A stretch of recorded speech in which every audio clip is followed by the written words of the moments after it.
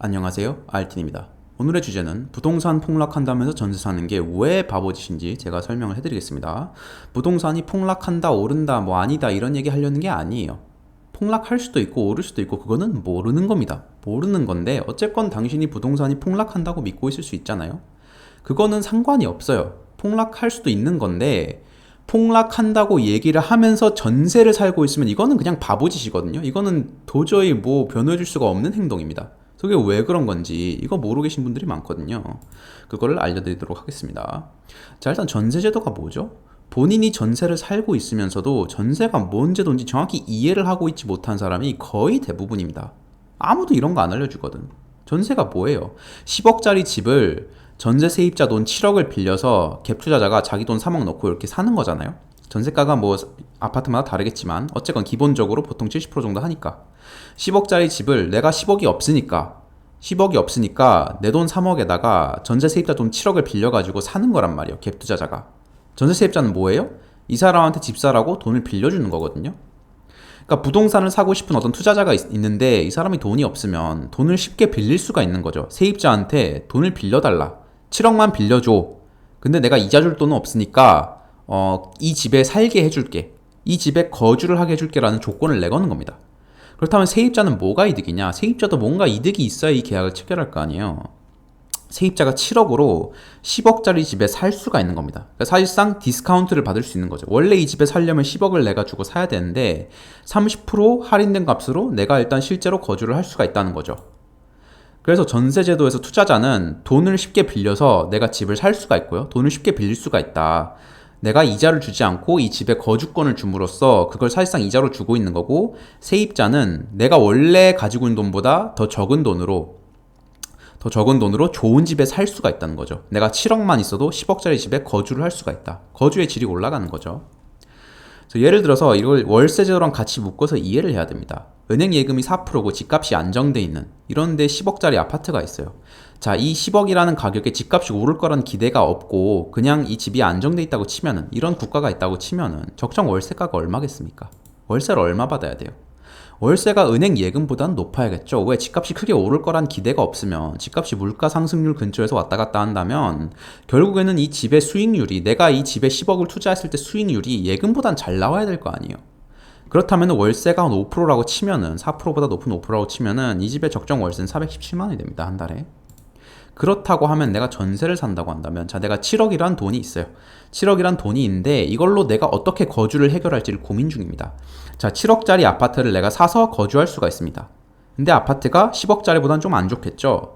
근데 이 10억짜리 아파트를 갭 투자자한테 내가 돈을 빌려주면은 내가 10억짜리 아파트에 살 수가 있어요. 그러니까 7억의 돈으로 10억짜리 아파트에 살 수가 있는, 상당히 이런 유혹이 있는 거죠. 그래서 내가 갭 투자자한테 7억을 빌려주고 내가 무엇을 얻느냐?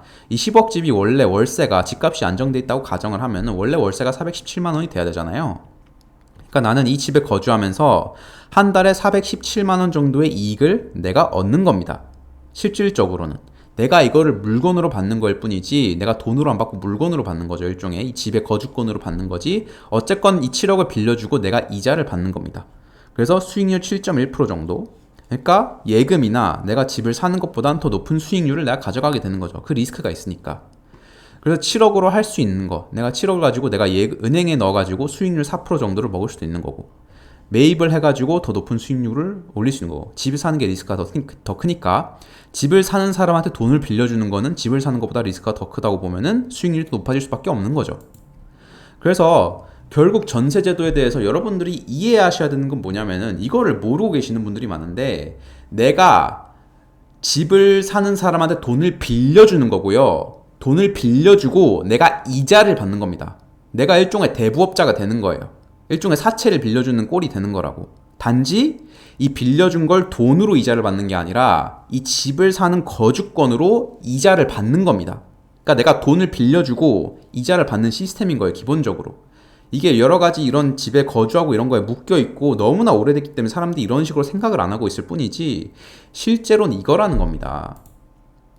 그래서 어떤 투자자가 이거 집값 겁나 오를 것 같은데 내가 집에 투자해서 따서 갚을게, 7억만 빌려주세요 라고 했을 때 당연히 빌려드려야죠. 제가 근데 이자 대신에 그 집에 살겠습니다. 이런 식의 계약을 맺는 거란 말이에요. 그러니까 여기서 제가 왜 집값 폭락론자면서 전세 사는 게 바보 같은 행동이냐면, 집에 투자를 하겠다는 사람한테, 여러분 전세 대출로 거의 사시죠? 전세 현금으로 사시는 분 요즘 있습니까? 요새 거의 다 전세금도 은행에서 대출받아서 산단 말이에요. 그러니까 집값이 폭락한다고 내가 주장을 하면서 집을 살 거예요 라고 하는 사람한테 내 현금을 빌려주는 것도 아니고 은행한테서 돈을 빌려가지고 이 사람한테 또 빌려주는 거거든요. 그러니까 이거 자체가 잘못됐다는 게 아니에요. 집값이 오르면 상관이 없습니다. 집값이 오르면은 여러분은 약간 저리스크로 투자를 한 게 되는 거고, 집을 직접 사는 것보다는. 근데 본인이 폭락을 한다라고 주장을 하고 믿는다면 이게 도대체 뭐 하는 행동이냐는 거죠. 그냥 바보짓이거든요. 그러니까 이게 뭐 하냐는 거예요. 뭐 하는 거. 여러분들이 예를 들어 코인 투자한다는 사람한테 코인이 떨어질 거라고 생각하는데 은행에서 대출 받아서 돈을 빌린 다음에 그 사람한테 빌려줄 수 있어요? 그 사람이 따서 갚을게라고 한다면? 안 할 거잖아요. 근데 왜 집은 다르게 생각하냐는 거죠. 자, 만약에 실제로 부동산 폭락이 온다면, 제가 온다고 주장하는 게 아니고 뭐 올 수도 있잖아요. 만약에 온다면 자, 여러분 생각을 해보세요. 코인 사라고 돈을 빌려줬어요, 내가. 그것도 심지어 은행에서 돈을 빌려가지고 대출을 받아가지고 내가 신용대출을 은행에서 받아서 이 사람이 코인으로 막 한 두 더블 내준대. 그래서 내가 돈을 빌려줬어. 근데 코인이 폭락하면 어떻게 돼요? 이 돈 내가 돌려받을 수 있습니까? 이 사람이 코인장에서 돈을 잃었는데 이 사람이 어쨌건 나한테 돌려줄 의무가 있긴 하죠. 그런 계약을 맺었으니까. 근데 이 사람이 지금 당장 돈이 없잖아요. 빌린 돈 쉽게 돌려받을 수 있을까요? 굉장히 힘들겠죠. 받을 수도 있고 못 받을 수도 있고. 그러니까 기본적으로 이 사람이 돈을 잃으면 난 그 돈 돌려받기가 힘들다는 거예요. 당연한 거죠. 이거 집이라고 생각하면 똑같죠. 내가 집을 사라고 내가 돈을 빌려줬어요, 전세로. 근데 이 집값이 폭락하면은 이 사람이 어쨌건 나한테 돌려줄 의무도 있고 뭐 전세 보험 보증 같은 것도 있고 보증 보험 같은 것도 있고 그런 것도 있긴 한데, 어쨌건 집값이 폭락하는 진짜 전체적으로 폭락하는 시나리오가 왔을 때 보험사도 이 주택보증보험공사도 돈을 돌려주기 힘들 수가 있다는 거죠. 전체적으로 그래버리면. 그러니까 기본적으로 집값이 폭락하면 내가 빌려준 돈 돌려받기 힘들다는 겁니다. 그래서 이런 깡통 전세 현상이 생길 수가 있죠. 깡통 전세가 뭐냐? 집값이 전세가보다 떨어지는 경우. 원래 집값이 10억이고 내가 전세 7억에 들어갔는데 집값이 갑자기 6억으로 폭락해버리면 이 집주인이 집을 팔아치워도 내 전세금 못 돌려준다는 거거든요, 돈이. 이 집주인은 어디서 1억을 또 꾸어오든지 빌려오든지 해야 돼요. 그러니까 이게 깡통 전세인 겁니다. 이런 식으로 되면 나는 전세로 7억을 빌려줬는데 이걸 돌려받을 수도 있죠. 집주인이 이 집 팔고 어디서 1억 빌려와가지고 대출 받아가지고 나한테 줄 수 있지. 줄 수 있는데 그럴 확률이 떨어진다는 거죠, 평상시보단. 이걸 내가 안정적으로 돌려받을 수가 없다는 거예요. 당연하죠. 내가 이거 사라고 돈을 빌려줬는데 이게 떨어지면은 내가 돌려받을 확률이 떨어지는 건 당연한 겁니다. 그래서 전세가 만약에 깡통화가 돼버리면은 나한테 남는 건 뭐예요? 돈은 못 돌려받았지. 근데 전세 대출 받았죠. 나한테 남는 건 빚밖에 없는 겁니다. 그러니까 나는 그냥 마이너스가 되는 거예요, 사실상. 내가 돈을 빌려가지고 투자자한테 돈을 또 빌려줬기 때문에 그 투자자가 망하면 나도 망하는 겁니다. 당연한 거예요, 그냥. 근데 자, 이제 집값이 나는 폭락하면 살 거야. 이제 곧 폭락할 것 같아. 지금 좀만 기다리자라고 하고 전세를 살고 있으면 이것도 문제거든요. 전세를 살고 있으면 여러분 집중 못 합니다. 왜? 일단 첫째로 전세금을 내가 돌려받기 힘들 수도 있고요. 돌려받는다 치더라도 이 돌려받는 시점이 전세계약이 끝날 때 돌려받을 수 있잖아요. 전세계약이 끝나기 전에 나는 돈을 돌려받을 수 없어요. 정당하게 요구를 할 수가 없다고. 그러니까 이 내가 7억이라는 돈이 전세라는 계약에 그냥 묶여있기 때문에 이 계약이 끝날 때까지 나는 이 돈을 가지고 뭘 할 수가 없어요. 그러니까 집값이 폭락을 빵 했는데 난 돈이 다 전세에 묶여있는 거야. 이 집 살 수 있어요, 지금? 못 사요. 돈이 전세에 묶여있는데 어떻게 사? 그러니까 집값이 폭락했다고 줍줍할 수 있는 것도 아니라는 거죠. 전세는 자금이 묶여있기 때문에. 자, 그러니까 부동산이 폭락할 것 같다. 그거는 여러분들의 자유입니다. 그렇게 생각하는 건. 그거는 여러분들의 믿음이고 사람마다 생각이 다를 수 있어요. 자산시장이 올라갈 수도 있는 거고 당연히 폭락할 수도 있는 거고 그거는 모르는 겁니다. 모르는 건데 만약에 폭락할 것 같다고 생각을 하시면은 그냥 월세를 사세요. 월세를. 왜 전세를 살고 계십니까? 월세 살고 있다 기다리다가 사시면 돼요. 근데 그렇게 우리나라는 월세에 대해 굉장히 안 좋은 인식이 있습니다. 월세 사는 건 돈 아깝다. 매달 돈이 나가는 거 아니냐. 전세는 내 돈이 보존되는데 돈이 너무 아깝다. 월세 너무 비싸다. 월세가 비싸요? 전세가 왜 싸게 느껴지죠? 일단 원금이 보존된 느낌이 있고, 하지만 그 원금이 묶이면서 생기는 기회비용의 소실이 있거든요.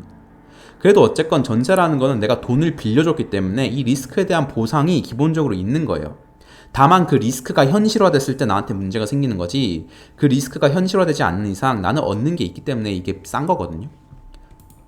그러니까 월세는 그냥 내가 정가 주고 사는 거예요. 정가 주고 사는 거고 나한테 리스크는 크게 없어요.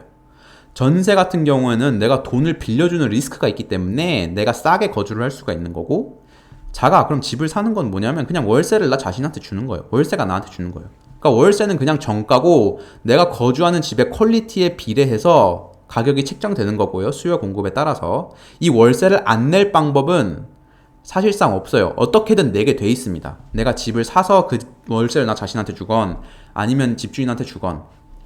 그러니까 월세가 그렇게 막 돈이 아깝다고 생각하면 안 된다는 거죠. 그러니까 폭락한다고 생각한다. 이거는 인정합니다. 아니, 당연히 모든 자산은 폭락할 수 있어요. 그 생각이 틀렸다는 게 아니고, 폭락한다고 생각을 하면서 지금 전세에 살고 있으면 이건 그냥 이거밖에 안 된다는 겁니다. 제가 따로 뭐 입으로 얘기를 안 할 건데 그냥 이거라는 거예요.